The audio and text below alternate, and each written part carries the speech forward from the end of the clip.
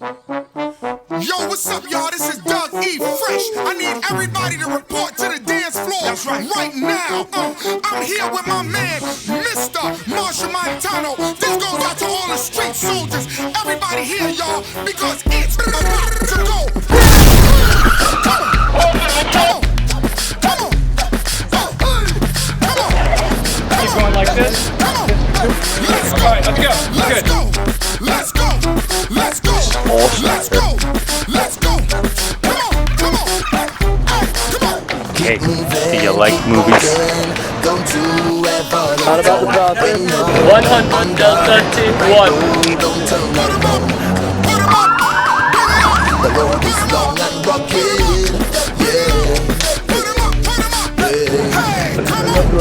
So, Custom said that we will clear the stuff if we put a semicolon here and a capital L.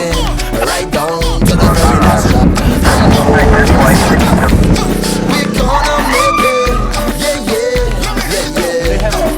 'Cause I heard the children say, Lock it up! we not giving up. Come on, let's go. We not giving up. Come on, What can you do for me? we not giving up. Take it a little higher. Let me see it. Let me see it. Let me see it. Let me see it. Let's go. Let's go. Let's go. Let's go. Don't worry about it. Keep shaking, dancing, whining, and don't you stop moving forward. There is no turning back. I know road is long and rugged.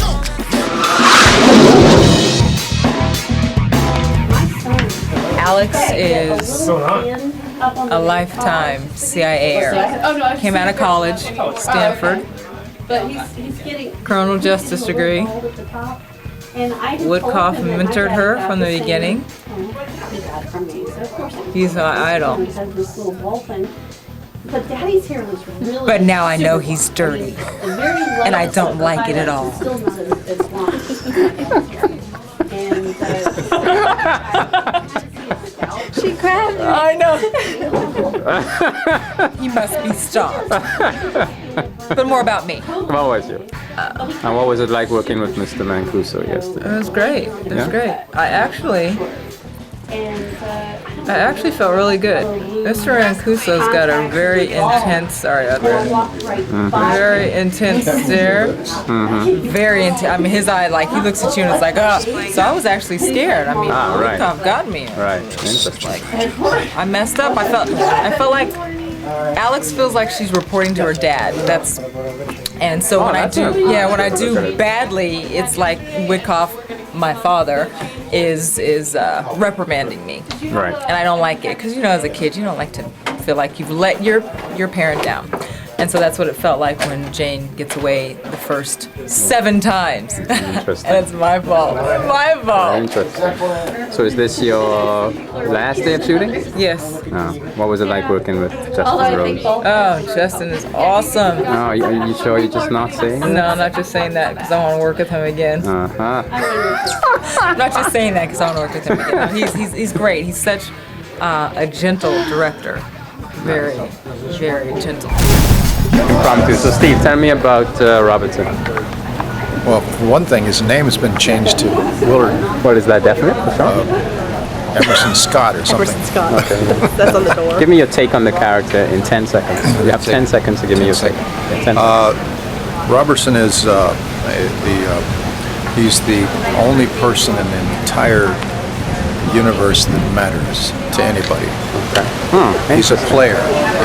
He loves a good silk tie. He loves a 3-piece suit.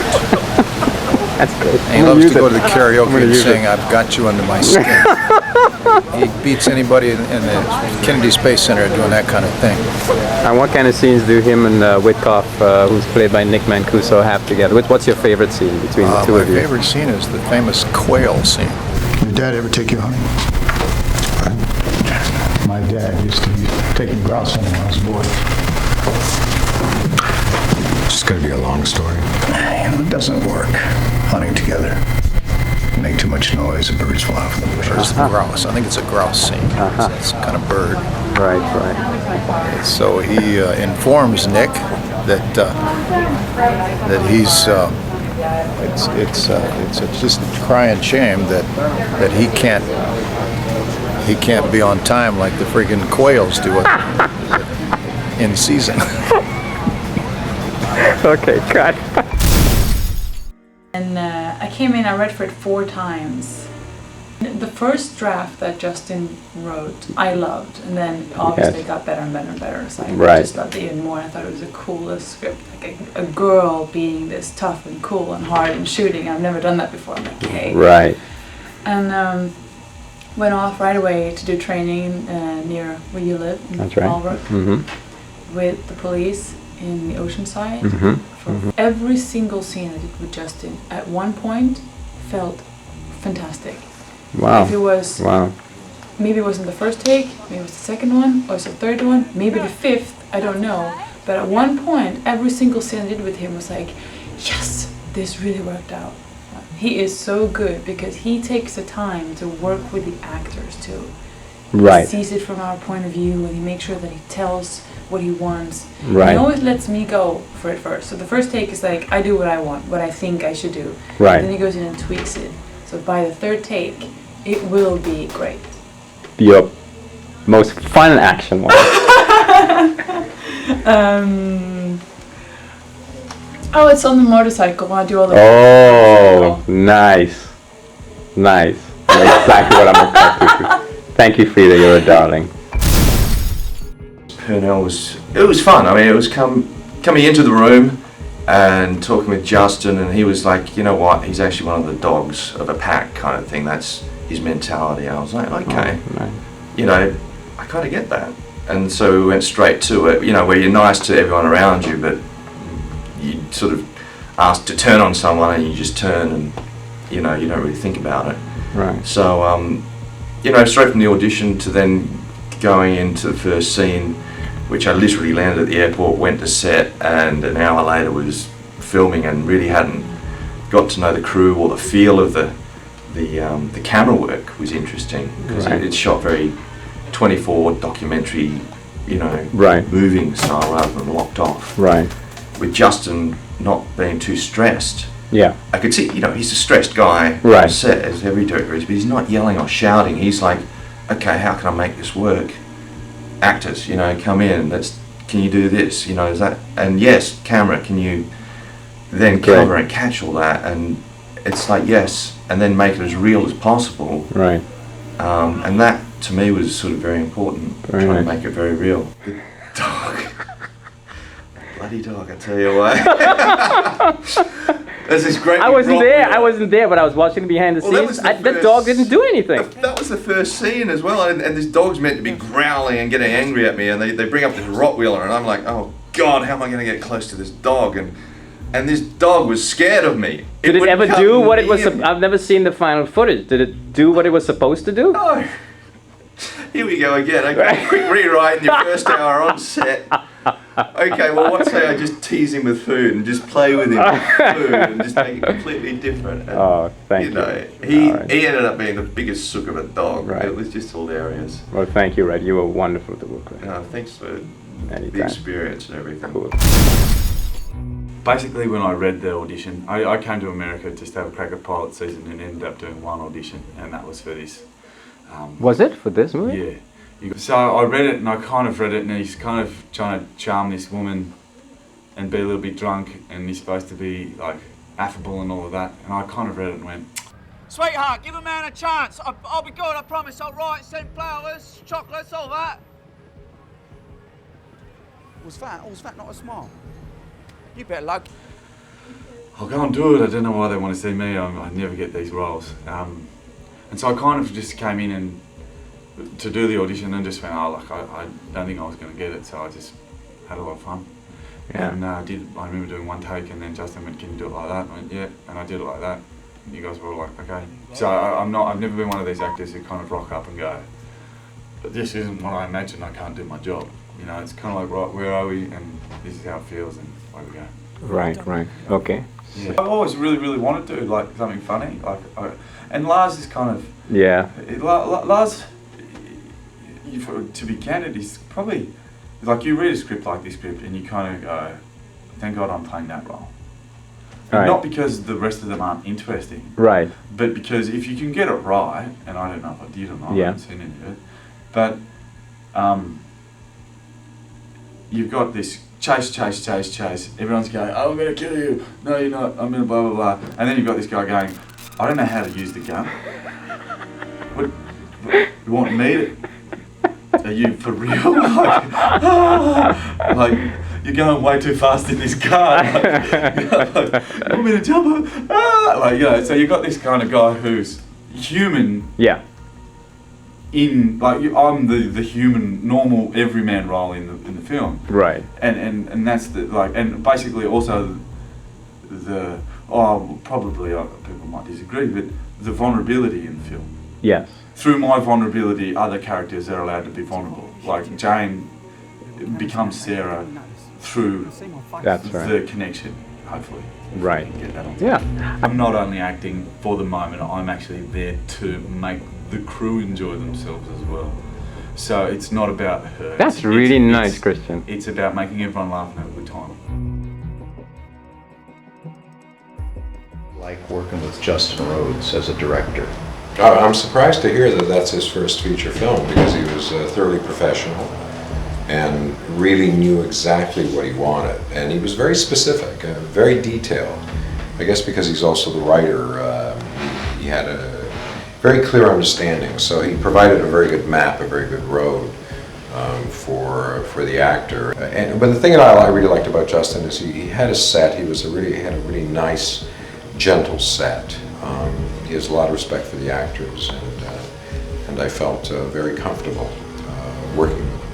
Action adventure is a very specific genre, follows pretty solid rules of engagement, you might say, and yes, I've done a lot of those from the martial arts movies with Steven Seagal and Brandon Lee and other kinds of action shows over the years. And I love that scene with Stephen Burgundy. Because it had this he had a marvelous sense of something is going on, but we don't quite know what it is, but we've known each other a long time. It's all hail fellow, well met, but underneath it is murder.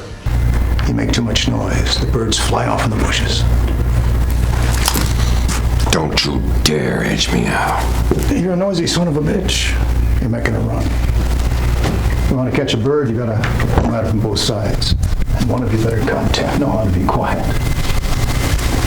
And I really enjoyed the scenes with you on those bases. So, and that's also very much part of the standard format, within that context, the betrayal.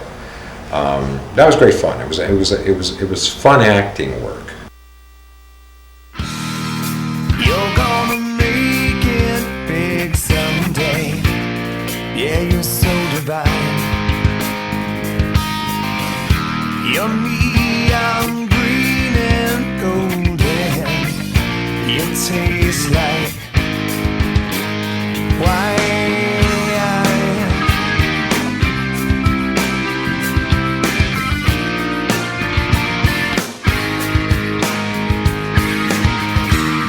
Move up on your way. You know there will come a day when the child has grown.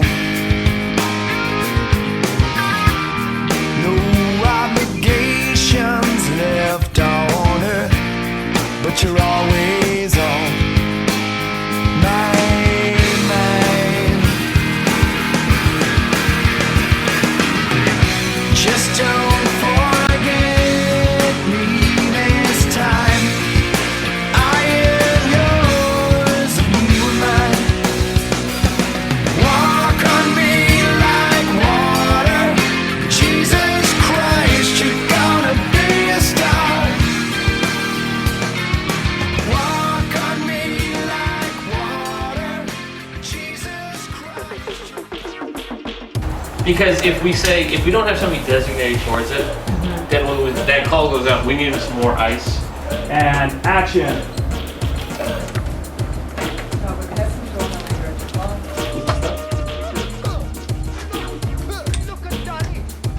Yeah, that's like my favorite song in the whole world. Scotty doesn't. Hi, I'm Lorella, makeup artist slash special effects behind the scenes. Nice to meet you. Yeah, so this is production central. This is where the budgeting and the phone calls get made. And you're just tired and busy right now. Oh. It's true that. Who's in charge of the customs broker? And they said this is ridiculous that one man has everybody holding hostage. They looked at the record and saw that it had no swivel on top. Do I go up to her? Yeah. Basically, here's your shot, and then straight up to Lee's face. Okay, and then and then you're coming back around over, and I'm gonna see this. I'm gonna get this animation running. Okay. I like the opening. The first time we see the bullpen, it's great. Yeah, that was great. And Ken, what are you doing? Electrical. Electrical. Trying to get a plug to work?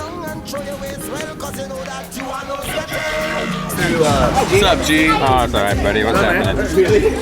Getting some nice. Oh, There's been glass broken in this pool, just letting you know. you did? Just Did you do it? Plenty money, Dave Cabral. Where are you? Plenty money. didn't come here? And Garvin, what's your role here at Branded? Grip. Like, you pull people and strangle them? On the speed, roll camera.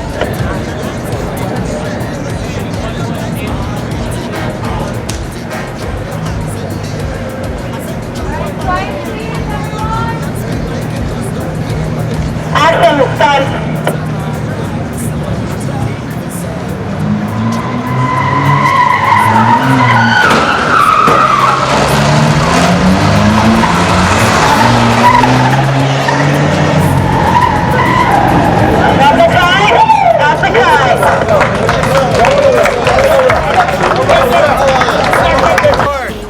Yeah, remember what I said? I wasn't sure if I'd be able to turn. That's it? That's all you got for us? Yeah. Man. Sorry, but you know. Eugene, getting the wardrobe ready. Really ingenious iron What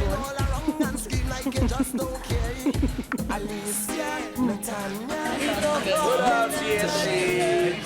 I had to get married, you say